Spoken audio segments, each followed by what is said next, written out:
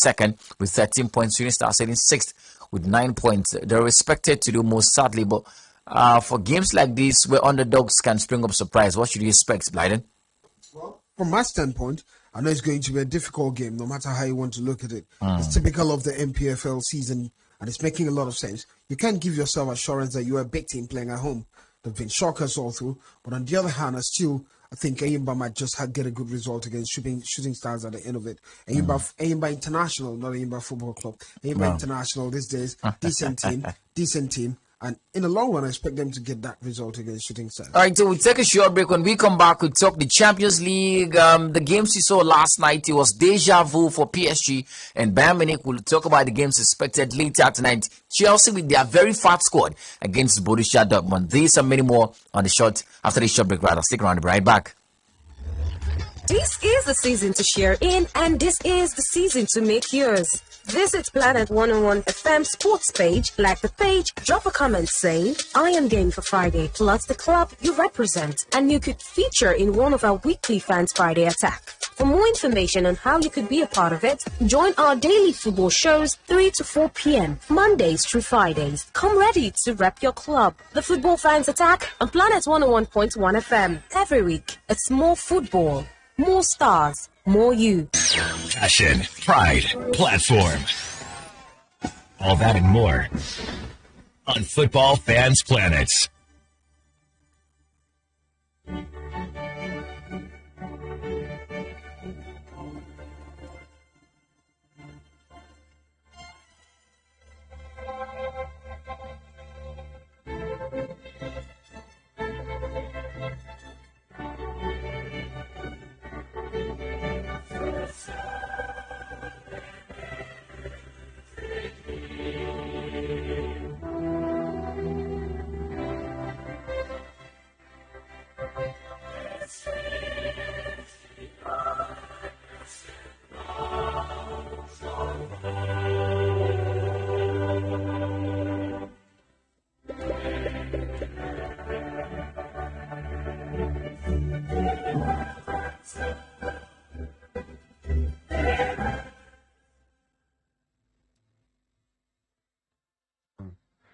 I think we played against a good team. Don't forget Milan last season won the league in Italy.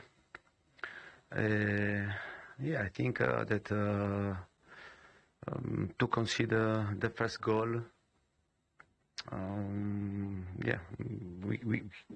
we can do much better. I think we can do much better. Instead, we consider a goal maybe after only 5 minutes. Then we tried to lead the game. We tried to create a situation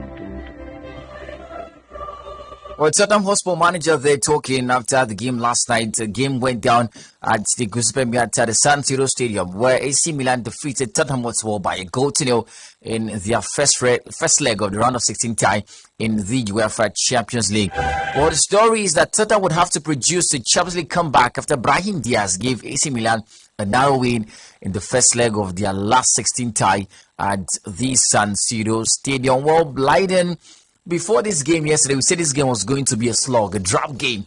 You think it was anything different from what we predicted? Not at all, it wasn't. It was a slow game all through. At some point, after Tottenham conceded the goal, they tried to come back, create one or two things, but it never really happened for them. But I think there was some positive from a Tottenham point of view. The young stars, especially in the middle. Oliver Skip, Pape Matar Matassa and Sarr are doing what they did. It made a lot of sense the way they played, gave them some hope. Because you look at the midfield catastrophe that's happened for them, lots of injuries in there, Bentako not being part of it, Hybert not being part of it, Basoma not being part of that because of injuries. Could be quite concerning. Your very best players, especially in the middle, not being available for you. But those positives were enough from a coach's point of view. Hopefully by March 8th, some of the players might return. And they give a decent performance. Let's talk about something, Bloody. Tottenham offered little in the attack, and that has been a national conversation over time. The way Conte lines up this team, they pose no single threat in the attack. And how much longer will they continue to play like this? And would they get anything tangible playing this system they're playing right now? Well, I can answer for them, but I think it's disappointing because you look at the squad, they have decent footballers in there. could play better. They could play better. One of the biggest problems for Tottenham has always been that transition. You look at the midfielders that I'm talking about, most of them are defensive midfielders, playing that position and trying to be the creative midfielders, sending the ball up front for the likes of Son and Harry Kane, Kulusevski. So that's the thing for me. For the other point is, they have to find a way, from a coach's point of view, they have to find a way, if it means playing 3 in front. I do not just like the idea of playing 5 in the middle and you bring attackers to join to be the wing backs. It doesn't make sense to me.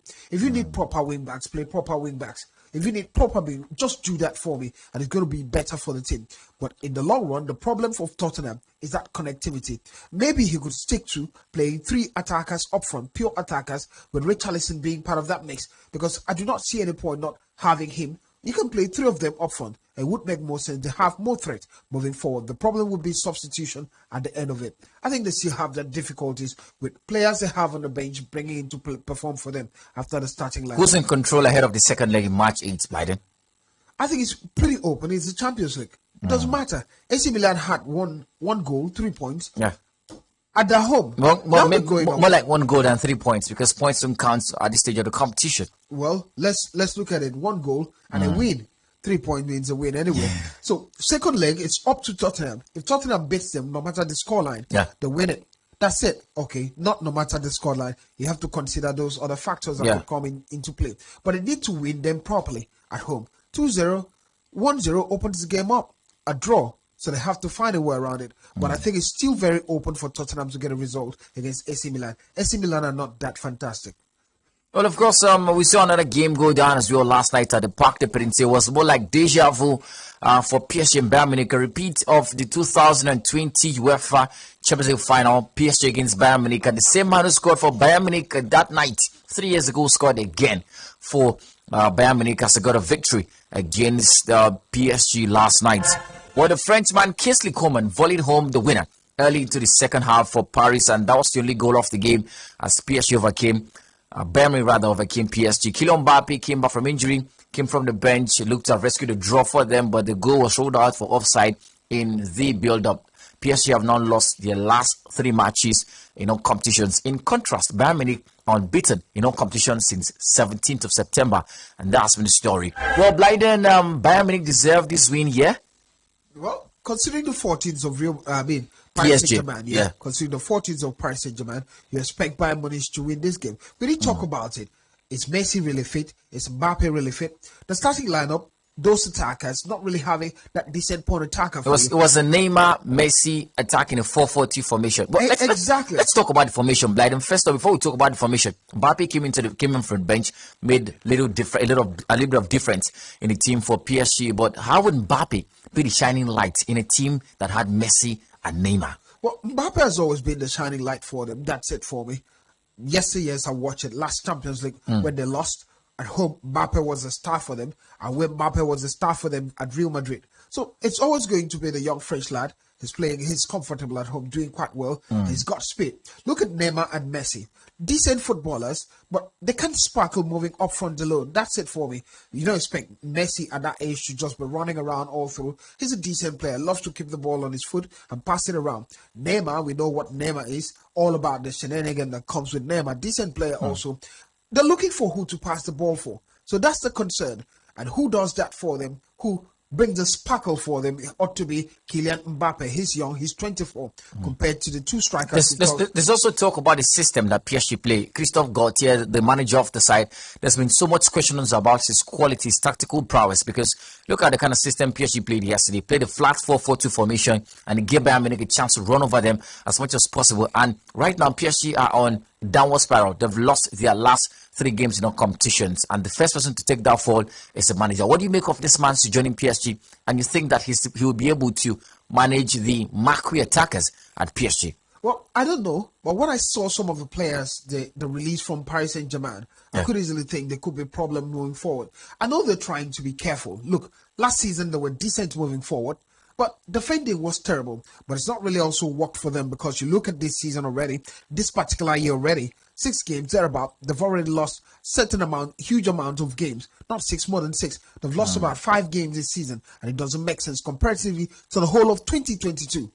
2022, they lost only 4 games and the season is still running. That's concerning from that standpoint. It means though they're trying to be defensive and solve the problem at the back, they're not solving that problem. It's causing them more problem. And it's basically what we're seeing. In this particular game, I wouldn't really fault the coach so much. Because when you have the star man that can sparkle for you and is not available, that what you end up doing is trying to be protective by an eye, decent side. But disappointingly, the dependence on Kylian Mbappe is getting too high. Now here's a conversation of Biden. Neymar, Messi, and Mbappe are 3 players who do not mark the ball. They don't mark the ball at all. Yeah. And you're talking about PSG being trying to be defensive. They contribute little defensively for PSG. But then, PSG are yet to realize that they might not succeed if Messi, Neymar, and Mbappe play in a certain lineup. Because who marks for them? Because imagine, you're attacking, there's Neymar, there's Mbappe, then there's Messi, and then one of them is dispossessed. They just stand and watch. So the midfielders are the ones suffering. So what do you make of all of this, and how should Galtier manage the situation at PSG right now in order to make everybody happy in the team? Well, for me, it has 2 fronts.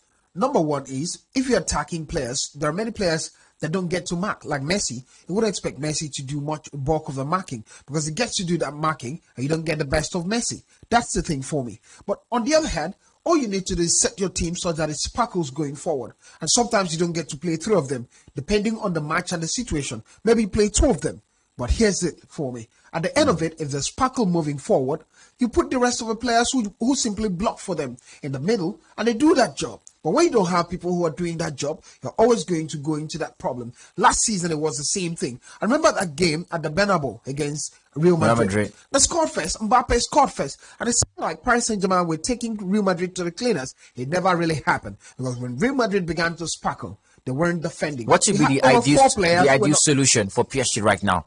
Well, do not play scattered players who are not going to defend for you one way or the other, especially with the likes of Verratti being part of that mix. He doesn't mark too. He's just running around. That's different just running around fooling players. When you are able to mark, it speaks volume. So you end up having maybe 4 or more players. Do they even have players that mark the ball in the midfield? Because let's look at the midfield combination. The ones they signed, because the let of players in the summer and then brought in players. Carlos Soya from Valencia is not the typical number 4.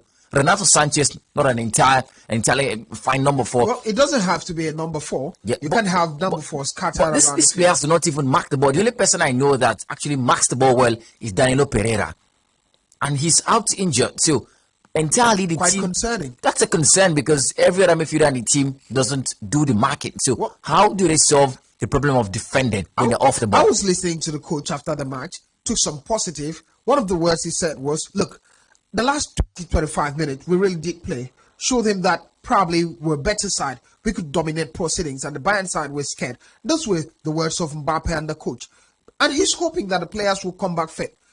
Achraf Hakimi also got off in that game. Yeah. And quite concerning from that standpoint, the problems of injury, especially when you're playing at the Champions League stage, that's a concern. The only hope from a coach's point of view would be maybe these players return. If they return, we might just have a full-pack Paris Saint-Germain team do well, with Kylian Mbappe being part of that mix. Well, who qualifies from this at the end of this game for you, Leiden? Well, quite to say, I think it's still open. Very, very open. Have watched Bayern Munich from the group stages till now.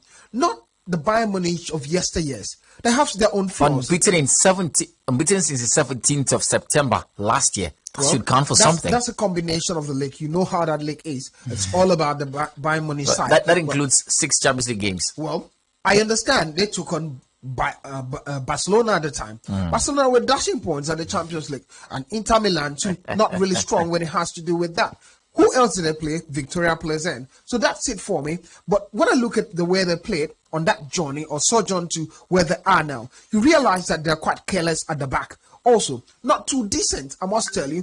If you want to understand Bayern Munich, look at the German national team. The bulk of those players play the Bayern national team, exception of a few players added from a defensive point of view from the French, who are just supportive in that team. Beyond that, they're also a very careless team, especially at the back. And they could be hurt by Paris Saint-Germain moving forward. Well, of course, that's a story from the games you saw last night, but 2 more expected later tonight still in the UEFA Champions League. Well, Benfica take on Club Brugge in Belgium, but before then, there's a game that should buy our heart. It's Chelsea traveling to Dortmund, the Signal Iduna Park, to take on Borussia Dortmund. Well, Blyden, there's a lot in this game. Well, talk to us about the kind of game we should be expecting. First up, Dortmund are unbeaten. in their last 6 games, unbeaten in 2023. Chelsea have recorded just 2 wins in 12 games. So it's a clash of 2 teams with different fortunes, especially in 2023. So talk to us about the game and what we should expect particularly. First of all, I love the way Dortmund has been following Chelsea. Because you listen to the coach, he speaks well about Chelsea. He said, I've been following the team. Mind games, Blyden, mind games. It's part of it. It's part of it. Chelsea is a big club in terms of brand, but he's been following the team. But the difference from his standpoint has been new players have come into the team. If you look at Chelsea, recent performance, you know that they're not quite decent. The coach is trying to knit the side, doesn't really have an idea of what to do at the moment. But Dortmund, last year, they were quite sloppy, but this year they seem to pick up. They've won 6 games this year, and it makes a lot of sense the way they're playing. And at the stadium in Dortmund, I believe it's going to be such a heavy moment. The fans will be chanting and shouting. That support system that's going to come. Do Chelsea have that mental fortitude? I do not think so, because I've seen Chelsea play even in the English Premier League away games. They seem scared. They can barely play. But the problem is, which Chelsea side will turn up tonight? Because they've been doing well in Europe. Not under Todd Bodley and not under Graham Potter. We'll talk about mental fortitude, but let's listen to the man Graham Potter talk after or before this game against Dortmund. Man was talking earlier yesterday. It's quite a common problem, I would say, when to pass and at what point and what time. Playing against the back 5, West Ham make it difficult for you to access maybe the wide man's feet, and it's just an understanding of when to play in space or how to make the runs. I think it's just, you know, Misha's, I think that's his 3rd game with us, so there's no problem.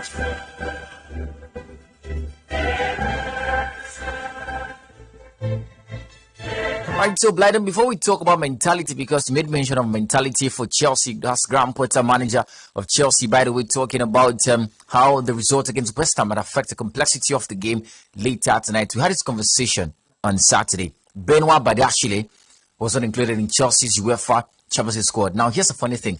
He's been playing for Chelsea in the last 4 games, partnered with Thiago Silva in centre-back, and that partnership has produced 3 clean sheets. They've conceded just 1 goal in that partnership, and Thiago Silva would have a whole different partnership in the Champions League, because Badiashile is not in the Chelsea squad. Do you think that Chelsea and Graham Potter will regret that decision of not including Badiashile in their Champions League squad? Well, I think their hands were tied. That's why I said quite difficult, because decent players. It's always a tough decision to make, right? But you have to pick players who, first of all, understand philosophy, and secondly, play regularly for you. What it means, you have to also drop some other decent players in the mix, especially when you have to put in. Look at the options. Wesley Fofana, injury prone. Kalidou Koulibaly has not been the Koulibaly the Chelsea fans saw at Napoli, but these 2 players have been included in the squad. Benoit Badiashile, who has been very decent, a properly drilled centre back, is not included in that Chelsea squad. And now Thiago Silva will now have to play with either Kalidou Koulibaly and Fofana, and the partnerships have not been fruitful so far. So good too. What makes it that difficult of a decision that Graham Potter could not make? Well, I think Chelsea had 3 slots to do that. Yeah. So they've already used up those 3 slots. It had to be Mikhail and Modric, had to be Felix coming in, and who else was part of that mix? And they dropped Aubameyang. They dropped Aubameyang, yes. Making it 4 slots. Jorginho wasn't there. Yeah, that's 5. You had to replace the players. So what happens to... That's basically what they did. They replaced these players, dropped some, included some, and that's what's it. But on the other hand, I think that their hands were tied. They would have included the player on the list, but it's quite difficult for them. Decent footballer for it. But there's another outlook to it. Marizona, here's it. He's not quite experienced in the Champions League yet. Champions League is a different ball. Well, he's not in the Premier League, but look at how he's coming, slotted into that Chelsea 11, and he's playing decently well. Benching Kalidou Koulibaly. That should count for something. It counts for something, yes. I wouldn't entirely say Koulibaly is a bad player. I wouldn't say that exactly. He's still a decent player from Man City. Has not just been good for Chelsea. Yeah. So here's the problem. Badiashile Blyden, Badiashile Kalidou Koulibaly for Chelsea. Who's been more integral for Chelsea? Marizona, you're putting me in a spot. No, I'm not. No, here's the thing. Here's my defense of Koulibaly. Yeah. Koulibaly, there are 2 kinds of defenders. Everybody celebrates Thiago Silva when I talk about it, and they begin to flare waves and talk a lot. And so, why are you saying Thiago Silva is not this, is not that? Here is it, Marizona. Koulibaly is a last man. just like Thiago Silva. Imagine picking Thiago Silva to be a marker for a last man. How do you expect Thiago Silva to perform? It means he's going to be in one-on-one situations so often. That's it. That's the same thing Koulibaly is going through right now. He's being a marker for Thiago Silva, and it's not his regular role. Remember, he doesn't have the pace any longer. He's above 30. So big concern. Just imagine. Have this imagination, Marizona. Put Thiago Silva to be a marker for another player. It means sadly, I can't. Exactly. But here's the thing. He'll Biden. flop his line. We've seen games. Thiago Silva has not played every game for Chelsea this season. We've seen Koulibaly play that position, and he's not been decent too. We've seen him play that position. We've seen, a defensive combo of Koulibaly and Fofana, and it wasn't good. So how would he have a defensive combo of Koulibaly and Fofana? Yeah, it was Koulibaly, Fofana, and Trevor Chalobah. It was a back three. Koulibaly starts at the position that everybody thought would be good for him. But He was a fireman. You and I know that's a bad defense. Even if you were to put Thiago Silva and Fofana and Chalobah, it's a bad defense line. So now, it's a terrible defense. Let's line. move on, Blyden. Let's move on. Right now, there's no Badashile at Chelsea. Yeah. So now, Thiago Silva is left with Trevor Chalobah, Wesley Fofana, and Kalidou Koulibaly to partner with his centre back. Who should be the best candidate for that job? Well, you always have Koulibaly for me. I'll give him a notch. But that's the thing. You said that Koulibaly will do the marking, which has not been a good thing for him. So, what makes him good for the game later tonight? Who's the better player? That's the thing. Exactly the question I'm asking. But who's more? would have been included in the squad because but he's not in the squad. He's the best candidate for the job. No, he's not in the squad. I'm talking about the rationality of the decision to drop Badiashile. I understand what you're saying. Here's the point.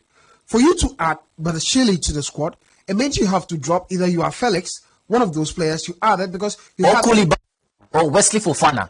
What it means is this: you've already dropped players. I don't know the numbers. Yeah. But you have 3 players to include. That's it for you. Yeah. And you had 3 players to include. The problem is not who to drop. The problem is who to include in the squad. And they've included 3 players, which are attacking players. What it means is for you to have Badiashile, you have to drop one of the attacking players. That's it. Well, of course, they dropped Benedict Aubameyang, an attacking player. Right? That is it. He's been replaced by the likes of Modric and Joao Felix. Well, that's the point I'm making. Well, the conversation continues. Check your books. It continues, Blyden. We'll take a few calls in. 090-2223-1011 and 0817-624-8565. The phone lines are buzzing. I know the fan told to have a bite of this conversation. Good afternoon. It's your turn to talk to us. Hello. Let's talk to somebody else. Hello, good afternoon. Mari and Haiki, good afternoon. Yes, welcome, Top Gunner. Mari, tonight, Arsenal Man City, call it a big match, or let's see. Arsenal is ready, Mari, to confront Man City. They are not afraid of anything. They could have won their last match, as you know, against Brentford. See, despite what the third eye man did to Arsenal, he did otherwise. Arsenal Gaffer said they're gonna play with anger. Mary, there's something else there. When he plays Shevchenko and Martinelli, all in the left wing, that reduces Martinelli running. I prefer they use Martinelli and Tierney. It gives Martinelli space for him to run. All right. To run amok. All right. Mary, 3 points are the key. Thank you for having me. Thank you very much, Top Gunner. Good afternoon. Welcome. Hello. All right, AOU, let's see if you can set this thing up. Hello.